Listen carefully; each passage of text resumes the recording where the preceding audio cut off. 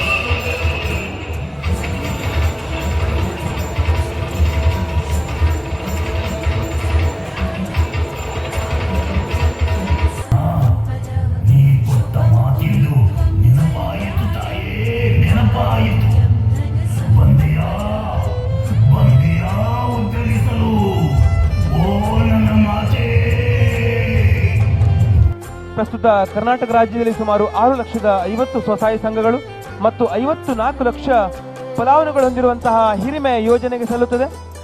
ಬೈಂದೂರಿನಲ್ಲಿ ಸುಮಾರು 2,500 ಸ್ವಸಹಾಯ ಸಂಘಗಳು, ಸುಮಾರು 19,000 ಸದಸ್ಯರು ಈ ಒಂದು ಯೋಜನೆಯ ಫಲಾನುಭವಿಗಳಾಗಿದ್ದು, ಶ್ರೀ ಕ್ಷೇತ್ರ ಧರ್ಮಸ್ಥಳ ಅಭಯದಾನ ಪರಂಪರೆಯಲ್ಲಿ ಎಲ್ಲಾ ವರ್ಗದ ಜನರಿಗೆ ಅಭಯ ಸಿಗಬೇಕೆಂಬ ಉದ್ದೇಶದಿಂದ ಪ್ರಾರಂಭಗೊಂಡ ಈ ಸಂಸ್ಥೆ ಈಗ ಶಿರೂರಿನ ಶ್ರೀ ವಿನಾಯಕ ಜ್ಞಾನ ವಿಕಾಸ ಸದಸ್ಯರಿಂದ ಕಾಡು ನೃತ್ಯ.